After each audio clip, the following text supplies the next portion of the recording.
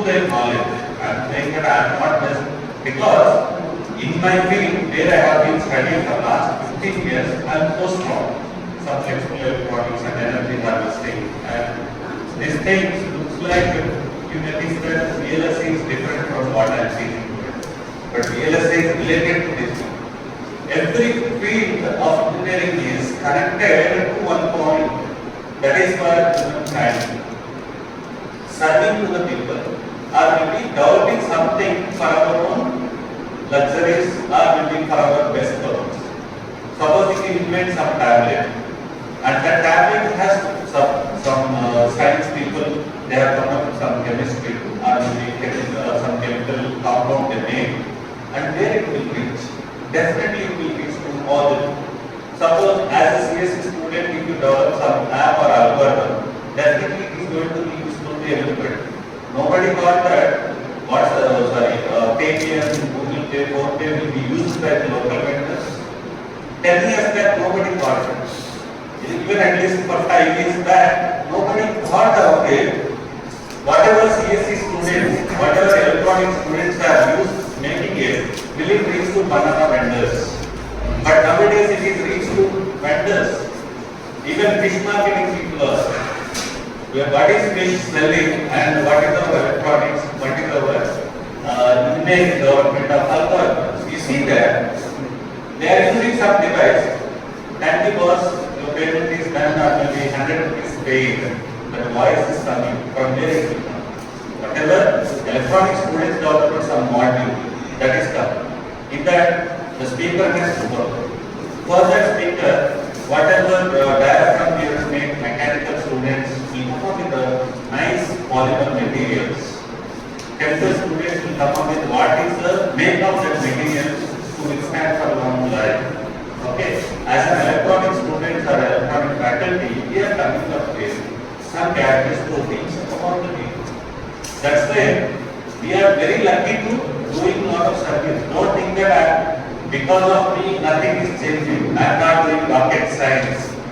Okay, in the rocket, whatever materials they use, whatever fuel they use, what is electronics they are using, this is all connected from some point and meshed at one place. It's like the focusing point is rocket development. Some place. But integrate all, even local engineering colleges, universities, IITs cannot do everything. Some engineering colleges are doing something for the satellites. We have seen that so many, even NASA, we see that the background, how many students are going for the NASA to know about it and implementing some new trends and new technologies. We see that some local engineering students are coming up with the nice ideas for weight reduction or maybe some battery management. Battery management is also required using AI. We want to make an algorithm how efficiently we will use. And flexible materials are required such a way that we can reduce the weight of solar cell. We can make some polymers which are going to vibrate and generate energy based on a simple vibration and we provide community. There is everything is connected. It's not like my department is very famous. Some people will say that digital electronics is the best. From where we will get digital output if we don't have analog to digital converter? But analog part is not really good yet. Right? This is a simple thing I would like to say that everything is connected to one of the greatest points. That may be background unknown. We are all doing best. To becoming an engineer, it's a very honor or maybe we are lucky we can say. Some people are not getting that. They are just reduced by what we are making. And we are making something. Okay, keeping that mind as well.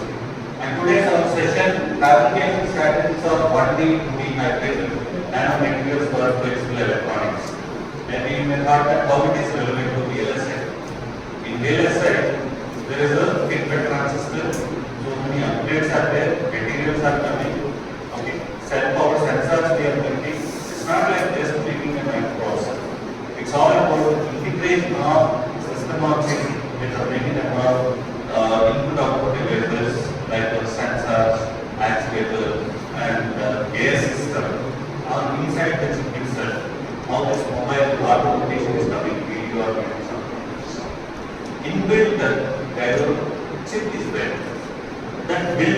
that Nano chip inbuilt really tiny.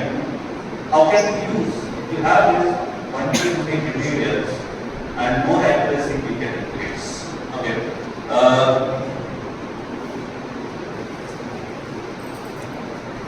Such as that, where even inbuilt chip we can make it up using 3D printing. This it's like a operation amplifier, BJT transistor, mass transistor, okay, CMOS devices for switching application on high-tech live you want to make it up. It's like a rapid technique, and just wrap it around the high-tech live and on-off control, whether current is live going or not, using that transparent or maybe film-based transistor we can make high current. Okay, it's like building a circuit and making it more transparent based on the style of material, what type of material you are going to use. They would be able to bend, stretch and conform to various shapes. Why we have to make this? To save the space, to save the energy and to save a lot of money. Okay. Nowadays boardings, if you see, the very big boarding is there. If you make it, if it is not flexible and wearable, that boarding, how can you fix it to some curved area? You want to make some display to a curved area, we need its shape has to be changed. At the same time, performance should not be affected. For those kind of things, they are lightweight, portable and durable for the longer time duration, and at the same time for transportation also, they will be very effective. Wearable electronics, flexible displays and small textiles, and everybody we are wearing, and you may not get why do you think the group? We have to come up with that. There is an Apple Watch, that is a wearable gadget, which is doing some pulse rate. But with that only we cannot get any prediction. To that we have to embed AML, or we have to incorporate inbuilt some other features. What is the sweat level of the person? Is it there that? That option is there. We can build that. Based on the sweat level of the many people are getting so many parameters mounting and glucose detection. But those who are diabetic are the sorry.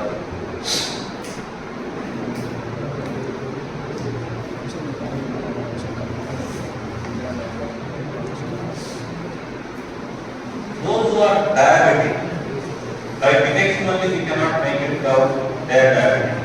They have to get continuous insulin injection to them. How we can make it out?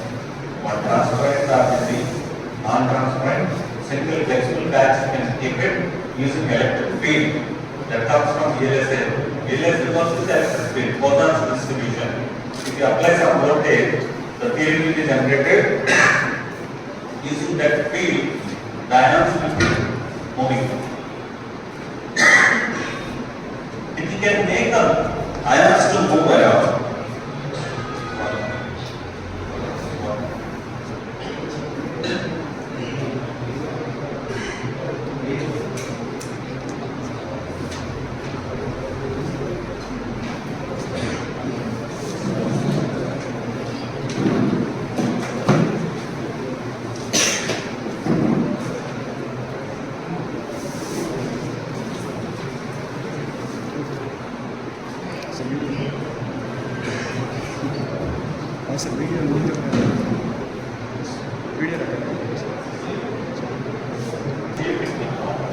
they have a source and detector optical cable cutting and make this side is like the source of light and this is a detector optical detector.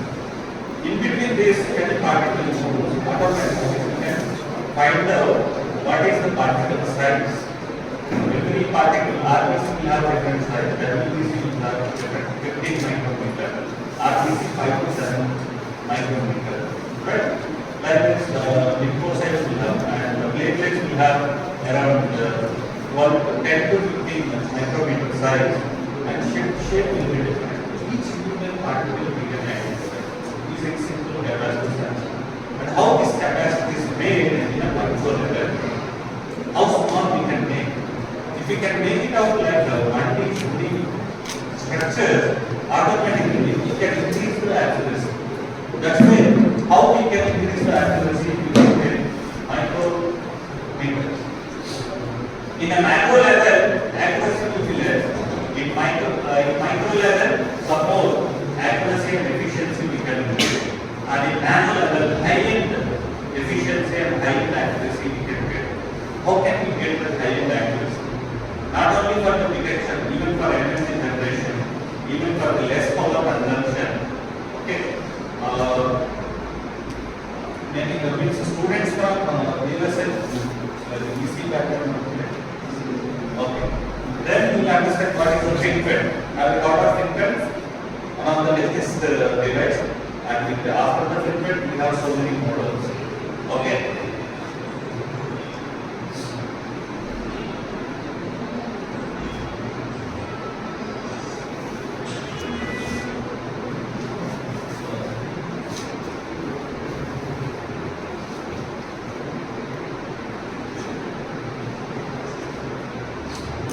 How this FinFET is very best compared to normal mass device or BJT device. Okay. FinFET means it's like a vertical nano structure standing vertical. We are having earlier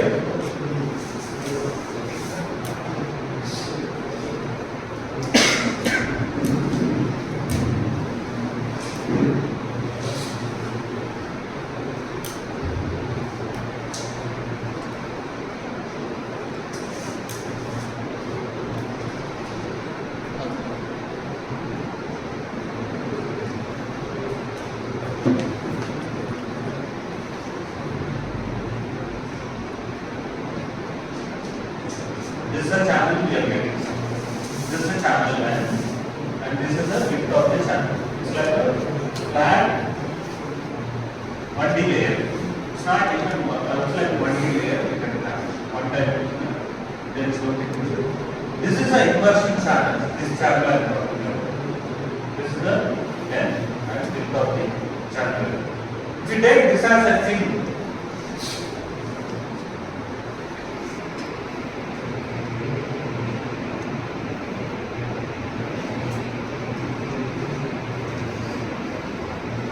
like a thing vertically placed. Okay, this whole thing, instead of this one flat, we will make it as a vertically, and this side and source and drain. Okay, this is the thing. Source, drain, and drain.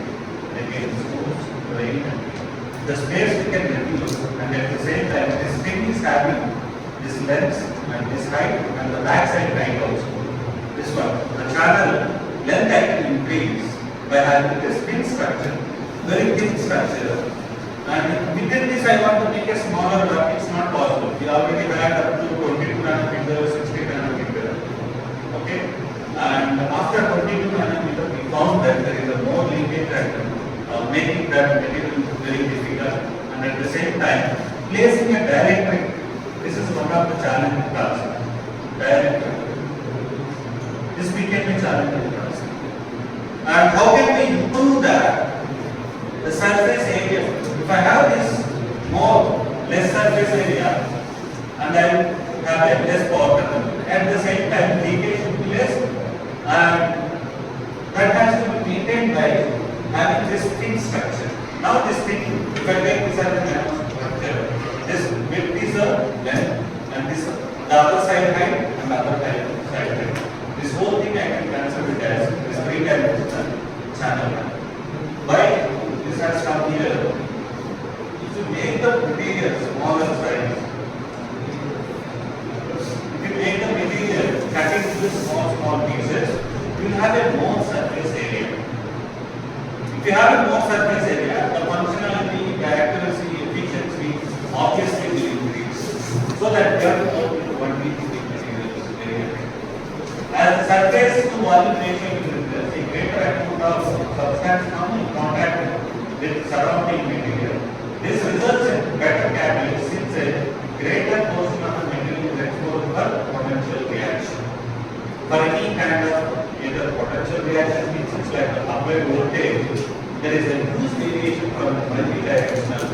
Ions can have a inversion very effectively in this. In this way, the ions have to get inversion from this direction. N, P, N, if you use from this P, the inverse ions has to form and this whole sheet has to get, it's like an inversion. Definitely the channel makes between source and drain, short circuit between the source and drain. But in this case, in a multi-dimensional and a smaller piece, the area is increased and the thickness is very small. The surface area is increased.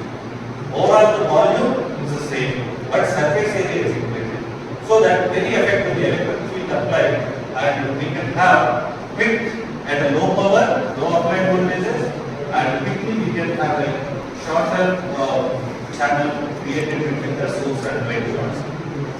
We can have a high effective time and accuracy and low power consumption. One of the important factors. And so that the frequency will be very high, operating frequency will be very high. If you make a big detector. Not only for that, one more thing, energy harvesting I want to make. If you take it as a single block, how many sides it can? 200 by 200, 6 sides. If I want to apply some field left to right, it takes so much of energy and so much of voltage. If I cut into 8 blocks like this, how much surface area it needs? You see the surface area is for one block, it's a 24 space, and here you can see volume the surface is all of it. Okay, you can see that as this can foster the speed up of reactions and processes and improve the efficiency and accuracy and sensitivity also will increase. And for energy harvesting I want to use. From all the 6 sides I can get some energy. I want to use it as an energy block. And from here, with the inside cuttings, if I have multiple blocks, if I use, obviously the number of phases increase and more energy I can generate from the same block. If I can use this block, I can get 100 joules of energy.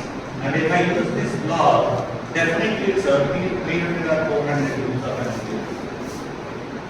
Okay, when it comes to the nano level, if you make it smaller and smaller size, obviously you can have a faster and a lighter weight, faster control, and the enhanced conductivity and the experimentation we can do.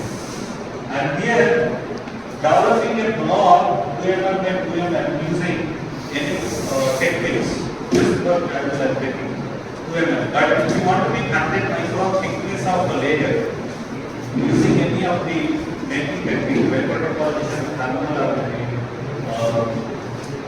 buttering or PCVD, making 100 micron is very difficult. 10 micron itself will take some 3-4 hours time, so that almost so much can be. If you can come up with a smaller sizes, it's very easy, and including all these distributed efficiency, advanced sensing capability, thermal management, flexible and variable electronics, quantum conduction, and electronics will be very better and efficient. And energy levels also. For a thicker block, we will have an energy level like this. Bulk semiconductor, you will see energy level. When you make it to smaller and smaller and small microparticle, the color also will be changing the block color.